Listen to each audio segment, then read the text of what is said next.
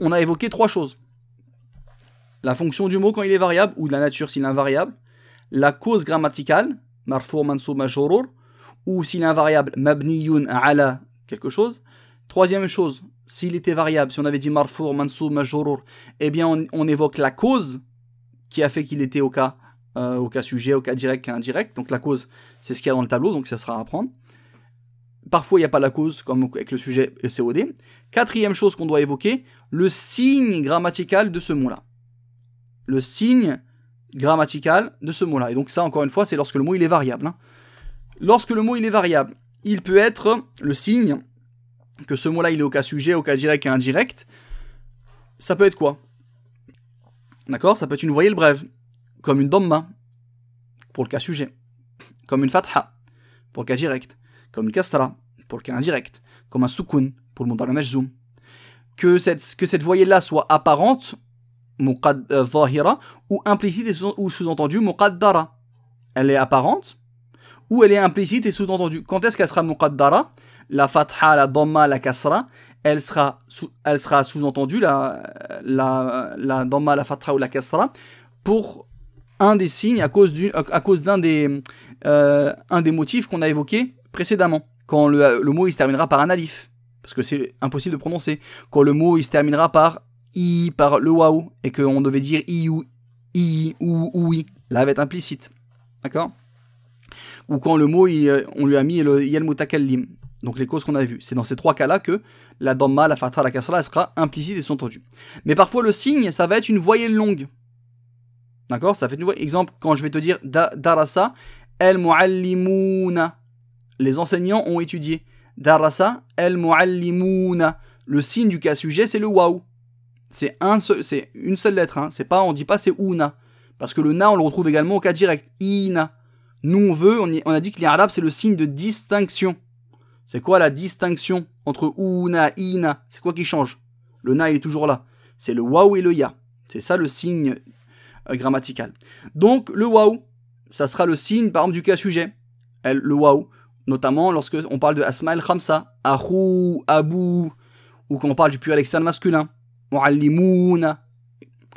Ça peut être le ya. Un signe de déclinaison grammaticale. Quand est-ce que ça sera le ya? Eh bien, notamment au cas direct. Au pluriel externe masculin. D'accord? El muallimina. Ou bien au cas direct également pour le duel. Muallimaini, par exemple. Le alif. Ça peut être également c'est également un signe grammatical. Pour le duel au cas sujet. Muallimani. Duel au cas sujet, c'est le alif qui est le signe du cas sujet. Ou le alif également, il peut être un signe pour le cas direct, comme dans Asma al-Khamsa, Akha, Aba, et ainsi de suite. Ou bien ça peut être le signe de déclinaison grammaticale, ça peut être une action. Le fait que le noun, et ça c'est pour les verbes, hein, le verbe mudari', c'est le fait que le noun, il reste en place ou il est supprimé. Quand je te dis que yadrusuna, c'est un verbe au cas sujet. Fi'l mudari' marfou', un verbe au mudari' marfou'. C'est quoi la preuve que yadrusuna, il est au mudari' marfou' et qu'il n'est pas au mudari' mansoub et majjoum? La preuve c'est que dans la conjugaison, c'est quoi la preuve? Yadrusuna, le noun il est resté. Alors que si j'avais été au mudari' mansoub et majjoum, le noun serait supprimé. Donc comment on dit yadrusuna? Le signe du cas sujet dans ce verbe là, c'est que le noun il est resté. Thubutun nouni, le maintien du noun. Et quand je vais dire que le mot il est au mudari' mansoub, lam yadrusu, len yadrusu, mudari' mansoub par exemple, ou au mudari' majjoum, lam yadrusu, le signe du cas direct ou du jazm, c'est quoi? Hadfun noun, la suppression du noun. D'accord? Maintien du noun des af'al al-khamsa. C'est quoi les af'al al-khamsa? Ce sont les 5 personnes de la conjugaison auxquelles tu supprimeras le noun ou tu le maintiendras. Donc au mudari'. Donc c'est à enti, taktubina. Le noun des fois il va être maintenu au mudari' marfou et il va être supprimé au mansoub et majjoum. Taktubi, le entum, taktubuna, entuma, taktubani. Le noun également, il est soit maintenu au mudari' marfou, soit supprimé au mansoub et majjoum. Ahum et ahuma, yaktubuna, yaktubani. C'est à ces 5 personnes-là de la conjugaison, on les appelle el-af'al el-khamsa, les 5 verbes, les 5 personnes de la conjugaison, auxquels le noun il va être parfois supprimé, quand c'est au mudari' mansoub et majjoum, ou parfois maintenu, quand ça va être au mudari' marfou'. Et également, une action, ça peut être la suppression de la lettre de maladie. Hasfu harfil illati, la suppression de la lettre de défectuosité, de maladie, quand c'est au mudari' majjoum. Vous vous rappelez, on avait vu ça quand on a vu lem. Quand on met lem, ou une autre particule du mudari' majjoum, et après le verbe, il se termine par une lettre de maladie, comme yad'u, comme yamshi, comme yansa, des verbes qu'on n'a pas encore appris évidemment, eh bien la lettre de maladie au mudari' majzoum, elle va être supprimée. Donc par exemple, yad'u, il invoque. Il n'a pas invoqué, lem, yad'u. On a enlevé le waw, il restera qu'une simple dhamma. Yad'u, avec le waw, quand on met lem avant, lem yad'u. Et on doit supprimer le waw. Donc, quand on fait l'irab de yad'u, dans lem yad'u, quand je vais faire l'irab, je vais préciser qu'il est au mudari' majjoum à cause de lem, et la conséquence, l'effet que ça a eu, c'est que ça m'a dû me supprimer ma lettre de maladie de la fin du mot. D'accord? Donc voilà les causes. Donc parfois ça sera une voyelle brève, pardon, voilà les signes. Parfois ça sera une voyelle brève, une dhamma, une fatha, une kasra, un soukoun. Parfois ça sera une voyelle longue. Et parfois, ça sera une action. Et bien, ce que je vais vous proposer maintenant, c'est que tout ce que l'on a appris l'an passé, on va le répertorier dans les tableaux qui vont suivre. Car on a vu, nous, les signes de déclinaison grammaticale de base. Dhamma, c'est pour le cas sujet, la fatha, c'est pour le cas direct, la kasra, c'est pour le cas indirect, le soukoun, c'est le signe de base pour le mudari' majjoum, pour l'apocopée. Mais aussi, on a vu des signes naïba, des signes secondaires. On a vu que le cas sujet, là-bas, c'est la dhamma. Mais on a vu également qu'il y avait d'autres signes du cas sujet. Et c'est ce que je vous propose de répertorier. On a évoqué 3 choses. La fonction du mot quand il est variable, ou de la nature s'il est invariable. La cause grammaticale, marfou', mansoub, majrour, ou s'il est invariable, mabniyun ala quelque chose. 3e chose, s'il était variable, si on avait dit marfou', mansoub, majrour, eh bien on évoque la cause qui a fait qu'il était au cas sujet, au cas direct, cas indirect. Donc la cause, c'est ce qu'il y a dans le tableau, donc ça sera à apprendre. Parfois, il n'y a pas la cause, comme avec le sujet et le COD. 4e chose qu'on doit évoquer, le signe grammatical de ce mot-là. Le signe grammatical de ce mot-là. Et donc ça, encore une fois, c'est lorsque le mot il est variable. Lorsque le mot il est variable, il peut être le signe que ce mot-là il est au cas sujet, au cas direct, cas indirect. Ça peut être quoi? D'accord? Ça peut être une voyelle brève, comme une dhamma, pour le cas sujet, comme une fatha, pour le cas direct, comme une kasra, pour le cas indirect, comme un soukoun, pour le mudari' majzoum. Que cette voyelle-là soit apparente, zahira, ou implicite ou sous-entendu, muqaddara. Elle est apparente, ou elle est implicite et sous-entendue. Quand est-ce qu'elle sera muqaddara? La fatha, la dhamma, la kasra, elle sera sous-entendue, la dhamma, la fatha ou la kasra, pour un des signes à cause d'un des motifs qu'on a évoqués précédemment. Quand le mot il se terminera par un alif, parce que c'est impossible de prononcer. Quand le mot il se terminera par i, par le waouh, et qu'on devait dire i ou oui, là va être implicite. D'accord? Ou quand le mot on lui a mis le yal mutakallim. Donc les causes qu'on a vues. C'est dans ces 3 cas-là que la dhamma, la fatha, la kasra, elle sera implicite et sous-entendue. Mais parfois le signe, ça va être une voyelle longue. D'accord? Ça fait une voyelle. Exemple, quand je vais te dire darasa, el muallimuna. Les enseignants ont étudié. Darasa, el muallimuna. Le signe du cas sujet, c'est le waouh. C'est une seule lettre. Hein. On dit pas c'est una. Parce que le na, on le retrouve également au cas direct. Ina. Nous, on a dit que l'irab, c'est le signe de distinction. C'est quoi la distinction entre una, ina? C'est quoi qui change? Le na, il est toujours là. C'est le waouh et le ya. C'est ça le signe grammatical. Donc, le waouh, ça sera le signe, par exemple, du cas sujet. Le waouh, notamment lorsque on parle de asma el khamsa, ahou, abou, ou quand on parle du pluriel externe masculin, muallimuna. Ça peut être le ya, un signe de déclinaison grammaticale. Quand est-ce que ça sera le ya? Eh bien, notamment au cas direct, au pluriel externe masculin. D'accord? El muallimina, ou bien au cas direct également pour le duel, muallimaini, par exemple. Le alif, ça peut être également c'est également un signe grammatical pour le duel au cas sujet. Mu'allimani, duel au cas sujet, c'est le alif qui est le signe du cas sujet. Ou le alif également, il peut être un signe pour le cas direct, comme dans Asma al-Khamsa, Akha, Aba, et ainsi de suite. Ou bien ça peut être le signe de déclinaison grammaticale, ça peut être une action. Le fait que le noun, et ça c'est pour les verbes, hein, le verbe mudari', c'est le fait que le noun il reste en place ou il est supprimé. Quand je te dis que yadrusuna, c'est un verbe au cas sujet, fi'l mudari' marfou', un verbe au mudari' marfou'. C'est quoi la preuve que yadrusuna il est au mudari' marfou' et qu'il n'est pas au mudari' mansoub et majjoum? La preuve c'est que dans la conjugaison, c'est quoi la preuve? Yadrusuna, le noun il est resté. Alors que si j'avais été au mudari' mansoub et majjoum, le noun serait supprimé. Donc comment on dit yadrusuna? Le signe du cas sujet dans ce verbe là, c'est que le noun il est resté. Thubutun nouni, le maintien du noun. Et quand je vais dire que le mot il est au mudari' mansoub, lam yadrusu, len yadrusu, len yadrusu, mudari' mansoub par exemple, ou mudari' majjoum, lam yadrusu, le signe du cas direct ou du jazm, c'est quoi?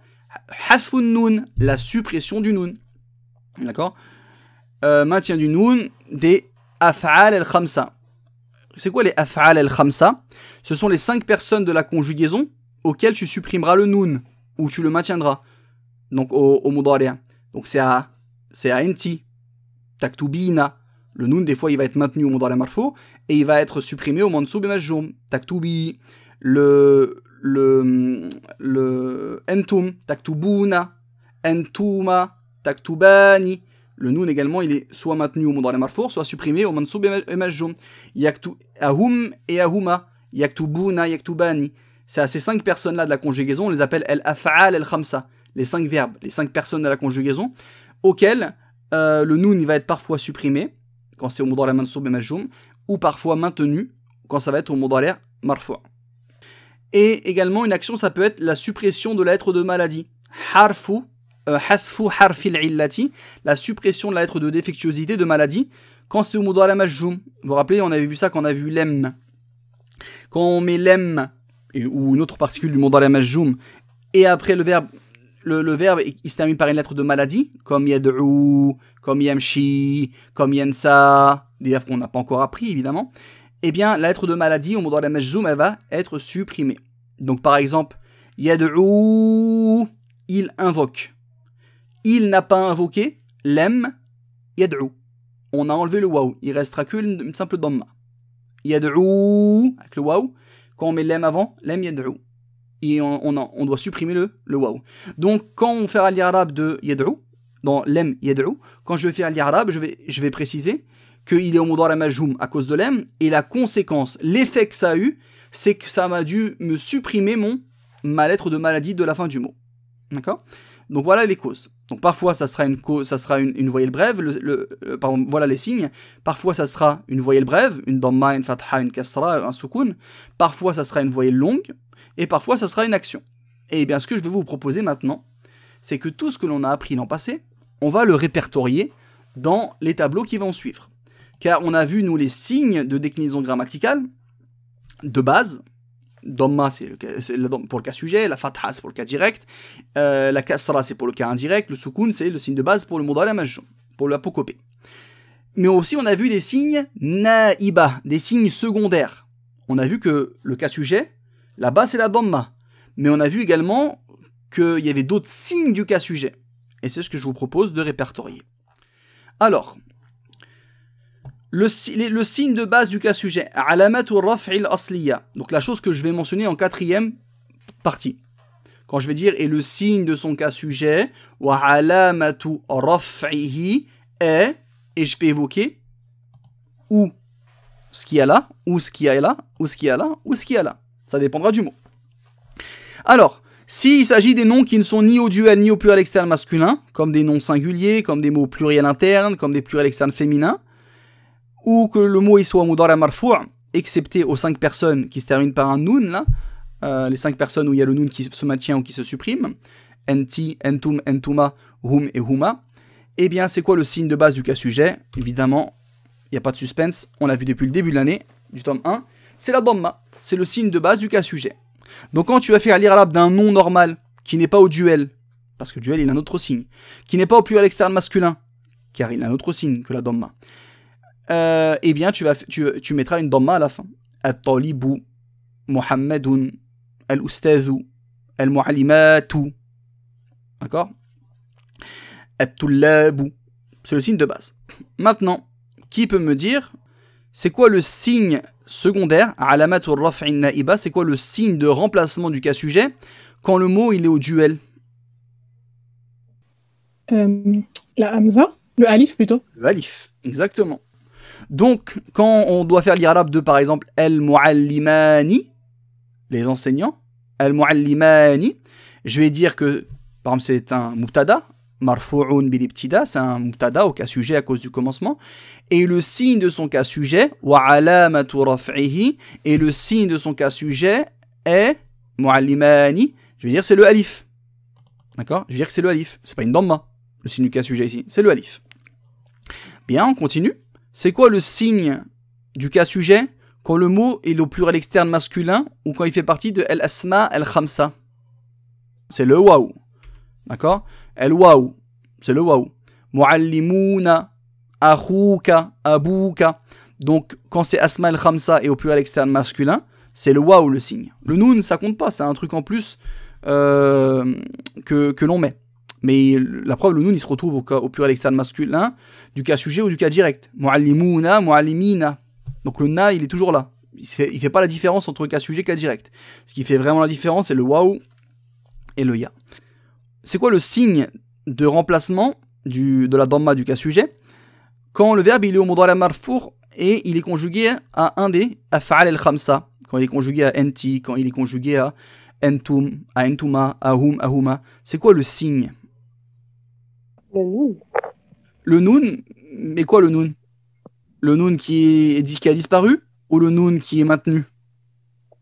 Non, c'est le noun qui est maintenu. Donc on appelle ça le maintien du noun. Thubutu an-nouni. Maintien, il n'était pas dans le vocabulaire? Ici. Voilà. Thubutu an-nouni. Le maintien du noun. Donc quand je vais avoir un verbe au mudari' marfou', par exemple taktubina, taktubuna, taktubani, yaktubuna, yaktubani, donc je vais dire qu'il est au mudari' marfou' parce qu'il n'y a pas de nasib et jazim avant, les tajarrudihi min an-nawasibi wal jawazimi.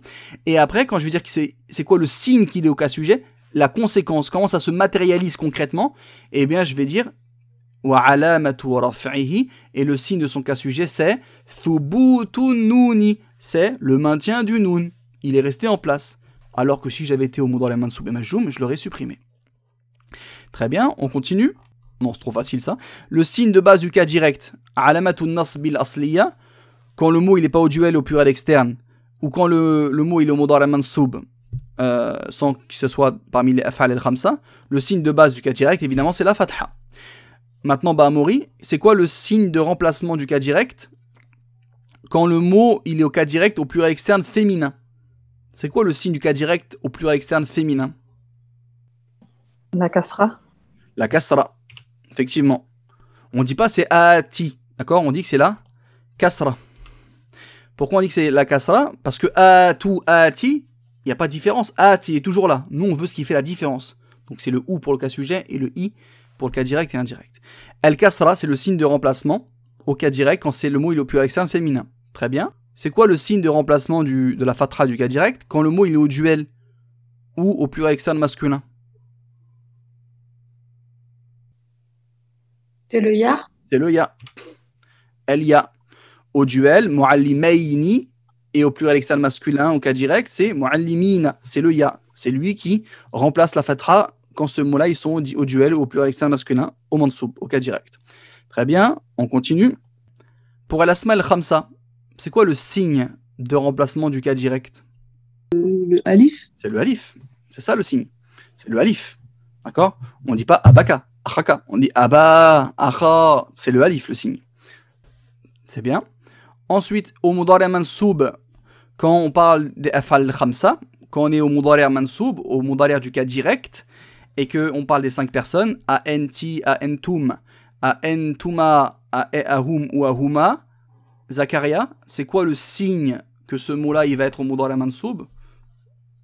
on dira wa alamatu nasbihi, et le signe de son cas direct, c'est quoi? La suppression du noun. La suppression du noun en arabe. Hasfu, suppression, en-nouni, la suppression du noun. Tout simplement. D'accord? Quand par exemple tu vas dire lem taktubi, tu n'as pas écrit toi la fille, eh bien ce verbe-là, quand on va faire son analyse grammaticale, à la fin on dit wa alamatu len taktubi, quand on va dire len taktubi, après avoir dit qu'il est au mudari mansoub à cause de len, on va dire wa alamatu nasbihi, et le signe de son cas direct c'est hasfun nouni, c'est la suppression du noun. Car s'il avait été au mudari du cas sujet, mudari marfou', le noun se serait maintenu. On continue. Les noms qui sont les signes du cas indirect. Le signe de base du cas indirect, quand le mot il n'est pas au duel au pluriel externe masculin, eh bien, le signe de base c'est la kasra. Al-muallimi, pour un mot singulier. At-tullabi, quand c'est un pluriel interne. Quand c'est un pluriel externe féminin. Al-muallimati, c'est la kasra. Donc la kasra, c'est le signe de base du cas indirect. Mais Abdel Malik, c'est quoi le signe de remplacement au cas indirect quand le mot il est mamnou' min as-sarf? C'est une fatha. Exact, c'est une fatha. Quand le mot il est au cas indirect et il est mamnou' min as-sarf, on va mettre une fatha en remplacement de la kasra.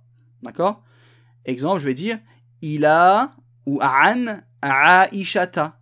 An aishata. Aisha mamnou' min as-sarf, c'est un nom propre féminin. On ne dit pas aishati, on dit aishata. D'accord? Donc on met une fatha, mais c'est bien le cas indirect. Sauf que c'est un signe de remplacement. Également, Bouchra, le signe du cas indirect, quand le mot il est au duel, ou bien au pluriel externe masculin, ou qui fait partie des asma al-khamsa, des 5 noms, c'est quoi? Le ya. D'accord? Exemple, au cas indirect, au duel, muallimaini, au pluriel externe masculin, muallimina, et asma al-khamsa, akhika, abika, hamika, dhi, fi, etc. Et enfin, les signes de l'apocopée, alamatul jazmi, les signes de l'apocopée, l'apocopée c'est mudari majzoum, hein. Alors le signe de base de l'apocopée, c'est le fait de remplacer la dhamma par un soukoun. C'est ça le signe de base. Donc c'est le signe de base tant que l'on n'est pas dans les 5 verbes. D'accord? Tant qu'on n'est pas à enti, à entum, à entuma, à hum et huma, les 5 verbes où on doit supprimer le noun. Quels sont les signes de remplacement à l'apocopée du soukoun? Quand le verbe il est au mudari majzoum, à enta, à enti, à enti, à entum, à hum, à entuma, à huma. C'est quoi le signe de remplacement? Le signe qui me montre que le verbe il est au mudari majzoum à ces personnes-là. Hasfun nouni. Très bien. La suppression du noun. D'accord? Lem taktubi, lem taktubu, lem yaktubu, lem taktuba, lem yaktuba. Quand on enlève le noun là, de ces 5 verbes-là, 5 personnes-là, eh bien c'est un des signes de remplacement au mudari majzoum. D'accord? Au du jazm, de l'apocopée. Hasfun noun. Et enfin, au mudari majzoum, donc excepté pour al-af'al khamsa et entuna et huna qui sont invariables, pour les verbes ayant une lettre de maladie en fin de mot, mu'talul akhir, c'est quoi le signe de remplacement? Yad'u, yamshi. Comment ça se manifeste que ces mots-là vont être au mudari majzoum, wanis? Hathfu harfil illati, la suppression de la lettre de maladie. Exemple, il invoque yad'u, il n'a pas invoqué, lem, donc mudari majzoum après, lem yad'u, on a supprimé la lettre de maladie. Yamshi, il marche, il n'a pas marché, lem yamshi, on a supprimé le ya. Yansa, il oublie, lem yansa, on va enlever la lettre, le alif de la fin. Donc là, le signe que ces verbes-là, malades, seront au mudari majzoum, c'est la suppression de leur lettre de maladie. Et donc, comme vous pouvez le constater, dans le tome 1, on a appris tous les signes de déclinaison grammaticale de la langue arabe. Tout ce qu'on vient de dire, à résumer ici, tout ça, ça a été vu dans le tome 1. En leçon, évidemment, mais tout ça, ça a été vu dans le tome 1. Que ce soit les signes de l'apocopée, que ce soit les signes du raf, du cas sujet, du nasb, du cas direct, ou du jar, du cas indirect. D'accord? Et c'est pour ça que l'arabe, ça va bien nous permettre de réviser tout ça, et bien de mettre des phrases sur ces choses qu'on a déjà vues.